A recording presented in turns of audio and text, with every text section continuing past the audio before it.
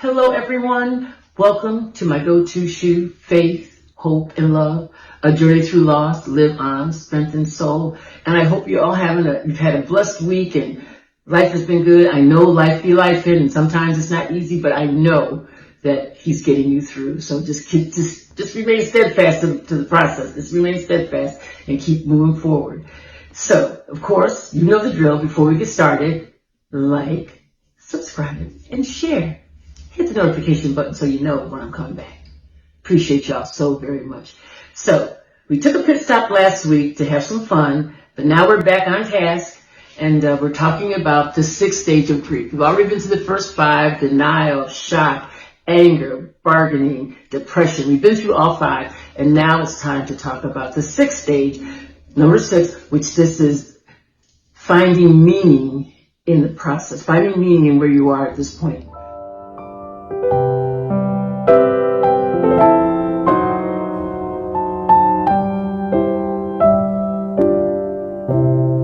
Finding meaning in what has taken place. And the best way I'd like to describe that is what we did to find meaning in the loss of Hollis and find meaning for ourselves and to give back. So what we started was the HBJ Scholarship Foundation. It's really Hollis Bradford Johnson Basketball Scholarship Foundation. And we started that foundation 10 years ago. It'll be 11 years for Hollis passing in October. It'll be 11. But we started the foundation 10 years ago. And we had the 10th anniversary last year. And every year, Hollis he loved basketball. He was a point guard. He just loved the sport. He played this Division II in college. So he loved basketball. And so what we did was we said, well, we had these funds that people had given for when Hollis had passed. And we said, why not give this money back and let's do something that's going to help somebody. And so what we did is we gave out, the first year we only gave out, I think we gave out 2 or 1, I'm not sure. Some years, depending on how much money we have, we would give out either 2 or 1 scholarship. But here over the last 8 years, we've typically given out 2 scholarships every year to 2 athletes that are going to play basketball in college. That could be Division I, Division II, Division III, as long as they meet the criteria of their scholastics. We look at the students, and we have one of our board of directors, Tori. What he does is he goes and he watches these guys play ball, and he gets their paperwork and sees how they're doing it, how well they're doing, and there's not one athlete that if we could, we would give out more because every athlete is deserving. I mean, every application that comes to us, they're of high standards. These young people are just outstanding in what they do. So just talking about this, it makes me feel good. It really does, because it's really a way that we are giving back to the community. And the scholarships could be a male or female. And like I said, Division I, II, or III.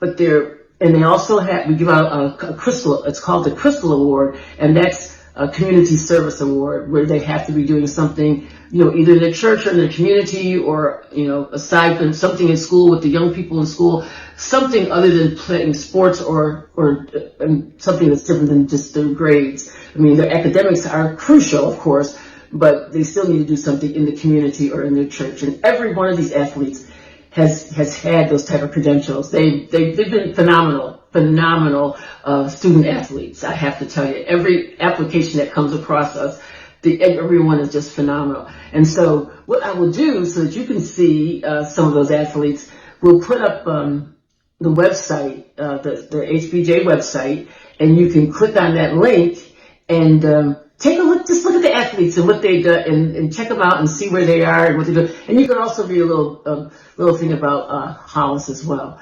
And so that we started doing, like I said, we did that for the last 10 years. And this year, 2025, we will give out 2 more scholarships again. And typically we have a banquet, but this year we're going to forego that. And we'll still give out our 2 scholarships, and we'll do a virtual scholarship award virtually, and then we'll make sure we'll send them the checks. But and the checks are $2,000 each for each student. And it's just, like I said, 2 students, and male or female, based on their criteria from what's the criteria is for us.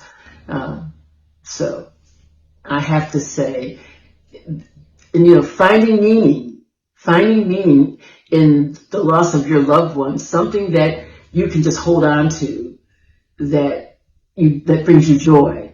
Now, I have to tell you, every year we give these scholarships out, and we have the actual program, the banquet. It's bittersweet. It's bittersweet because, you're grateful to be able to give out these scholarships. And then, of course, in the beginning, Brad was there, and he loved doing this. He loved talking to the athletes. He was phenomenal because we're a sports family. Well, I say we're a sports family. Brad, Hollis, and shit, they're sports people. Me, not so much. But, since my son was playing, I watched everything. But did I know about basketball? Not really, but I supported the whole time. But I wanted to share that with you because, like I say, it brings me joy just telling you about it. So finding meaning in the loss of your loved one, it's a great thing for you to be able to do. So I hope that, whether it's if your loved one passed from cancer or if it's a cancer society, you want to give scholarships to nurses and, nurse practitioners, doctors, whatever you want to give those scholarships to, if that's what you want to start, it has a lot of meaning. That's that finding meaning in the loss of that person that you really cared so much about, that it extends beyond you. It's way beyond you because it's not about us. It's about the loved one. It's about those who are getting those scholarships and moving on. So, and I'm telling you, when I think about the families that have received the scholarships and how appreciative they have been, it just makes my heart just sing. It just makes me sing inside because it's that finding meaning in that and finding that purpose. So whatever it is that they like to do, whatever that they were compassionate about, that that they just absolutely loved, that's find something like that to do. There's there's just all kinds of things that you can do that, but you got to find something that's, special to that person in your life and that in your family, what it is that you really would enjoy, how you would enjoy honoring them for that. I know in our church, we have, when Mother Ames passed, we put up a plaque in the hall, and now it's called the Mother Ames Fellowship Hall. Those kinds of things, putting a plaque up and you see that person's name, that's finding meaning for that loved one and how much you cared about them. And so, people do it in churches many times because you can have pews there labeled. They'll have a plaque for that person who passed. You'll have a label for them, for that loved one. So this is a way that just gives meaning, and it helps you, it helps me, it helps all of us.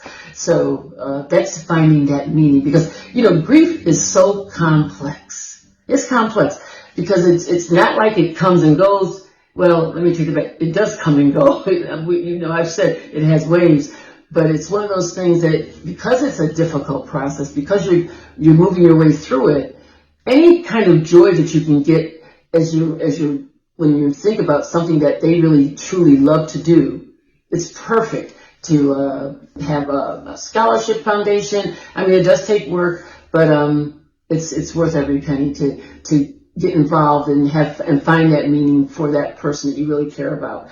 So, one of the things, we talked about having that going to the therapist, but one of the things that gave me joy, I have to tell you, I had never been on Facebook till Hollis passed. And then once I got on Facebook, I just found meaning by being on there because so many people that loved him reached out to me to give me comfort. And I was like, oh, gee, this is so cool. They know Hollis, and they would make all these comments about things that he said and what he did. And this was after the services were, this was long after he had passed. So those kinds of things, you find meaning in them that helps the process a little easier. And I always tell you, we just have to trust God because this is one thing I know to be true. You never want to lose anyone for whether it's a tragedy or whether it's an illness. You never want to lose that loved one. We just don't. We want people here forever. However, the one thing that I just thought about so much, and I didn't think about it in the beginning, but I thought about it later that, and I think I probably mentioned this to you before too, that if God had wanted to, he could have stopped. He could have made sure that didn't happen to Hollis. You know, he could have done that. And I remember having that discussion with the Lord, and you know, when I found, and this is back to finding the meaning, and I say that, I bring it up again now because what I found, that although it wasn't the best of circumstances, God did allow it to take place. And me knowing that he could have stopped it, because let's face it, accidents happen all the time and people walk away from them. Because God has more purpose for that person. And that's why, you know, when we find meaning in our lives and we find purpose on why we're here and what we're to do, it's so critical that we do these things that he would have us to do. And that's why I always talk about, and it might be redundant, but that personal vertical relationship that we each have, so that we do fulfill our purpose in him. So that we do find meaning when we're going through these facets of life that are so challenging. Knowing that knowing that we're going to make it through. We're going to make it through no matter what. So, finding meaning is that sixth stage is quite special. When you get there, I didn't realize, I think the sixth stage, because it's ongoing, because we do this scholarship every year. And I didn't realize that was what it was called, finding meaning, but, every year that has made us feel good. So, that sixth stage, finding meaning, reconstructing your life to have purpose. You're kind of reconstructing to get stronger with strength and do some of the things that you thought you could not do. But yet, even though you might feel weak, he is strengthening each one of you to go through this process with him. So that sixth stage, finding meaning, is quite special, because you can smile and you think, wow, you're finding that purpose for your loved one that they would have loved to have seen you do for them, especially if it's something that you know that they loved. I don't know. I mean, it could be, I don't even want to start saying different things, but it could be a golf tournament, it could be baseball, it could be football, it could be the arts. You know, one of the things I was hoping at some point in time we might do a third scholarship, and then that scholarship would be for the arts, because Brad was an artist, and Hollis also, he loved to cook, so it could be the culinary arts or just fine arts. So that would be another, for us as a group, if we have the funds like that, we could give out that third scholarship for the arts, which I kind of always wanted to do, but we've not done it yet. But you never know. Maybe I'm talking it into existence, and maybe it's going to take place. The arts, the fine arts, or the culinary arts. See, now I'm getting ambitious. I'm thinking, oh well, we could do one for fine arts and one for culinary. We could do both. But that's now we're talking. It costs. You know, my grandfather used to say, it costs money to operate. Well, it costs money to operate. It does. And so right now, our funds, we don't have fundraisers. We've got to get into that. But our board of directors and people that know about our foundation, they give on a regular basis, on an annual basis. We have some people that even give on a monthly basis. So because they really appreciate what we're doing in the community. So that is a way of finding meaning. And so I'm hoping that you all will think about that. And when you think about your loved one, think about finding that meaning that what meant a lot to them. Now, let's just for a little bit, digress a little bit and talk about someone who has a relationship that's no longer exists. And they're going through the stages of grief. And they're trying to find meaning in now my life that feels like it's totally over. But yet, it's not, it's just begun. Now you might think it's over because that's what happens in loss. You feel like life is over, but it's just going to another stage, another season in life because the circumstances have changed. And so, you know, when you think about finding meaning when it comes to someone who's divorced, you got to find meaning in yourself. Find that meaning in yourself to help you do better, be better. Find something that you love to do. And sometimes that takes you have to sit down and think about that, because sometimes people don't know what they love to do. You know, there's one thing that there's a thing that I actually love to do that I may consider doing, but I don't know. There's something else I absolutely love to do, but it's in consideration. We'll see. I actually do a lot of different things, so I don't necessarily know if I need to add another task to my list. But this is not even like a task for me. It would be like fun for me. So we'll see how that goes. I will pray about that and see if I've been given the green light to go ahead and do what I'm thinking about. Anyway, finding meaning, seeking ways to finding solutions to growing and being better, and finding those ways that help you cope through this process. If a scholarship might be your thing, it might be serving, going to the communities and reading to the young kids in the school. It could be going to your church and just helping with feeding the homeless or whatever they might have. It could be joining your missionary society, and they do things for the community. They do things globally. So there's so much that, especially now, there's so much that's needed, especially now.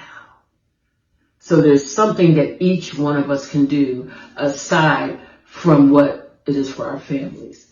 So on that note, I think that, I talked a little bit about, when I was saying about divorce, the thought just came in my head when I was thinking about men and women who it feels like life is over when that happens to them.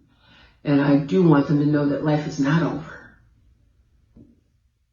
You just have to pick yourself up, dust yourself off, look in the mirror, and see a better you, see a better me.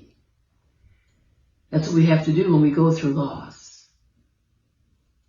So, I know that this is the sixth stage, finding meaning, and I tell you, it brings me joy just to share it with you. It really does. So I hope it brings you some joy, and I hope you think about something that you can do. And let me know what they are. Let me know what you thought about them, what you think you might want to do that's going to help you find that meaning for that loved one, or for that loss of that relationship that no longer is the way it was. Because there is something for you, for each one of us. Okay? So on that note, we will end the sixth stage, finding meaning in our loss. And now we have one left, and that last one, it's acceptance. And we'll talk about that next week. Anyway, thank you for letting me into your home and you're listening to me. I appreciate it. I know Daphne and now Kathy, I know you both are listening, so I know some people are commenting to me. I do appreciate your comments. I enjoy reading them. I don't necessarily get to read them immediately, but I will read them before the week's out. And so thank you. Because you don't have to, I don't take that for granted. You don't have to write a comment. You don't have to like, you don't have to share. So people talk to me all the time of what they've watched these and it's helped them, and that's a good thing that it helps you. Because if it helps me, I want it to help you too. So on that note, I love you all, and of course, don't forget to like, subscribe, and share. Hit the notification button so you know when I'm coming back. And of course, you'll see the HBJ website, and just take a look at it. Look at the athletes and see what they're doing, and what they did, what colleges they went to, and check that out. Just makes me feel good. So check it out and just look at it. Anyway, you guys have a blessed week. I will see you next week with the seventh stage, and we'll go from there. I love you all. God bless you. God bless you. God bless you. And watch God do magnificent, outstanding things in each one of your lives. Just watch Him and be diligent in serving, and watch how He takes care of you. Love y'all. God bless you. God bless you. God bless you. Bye-bye. See you soon.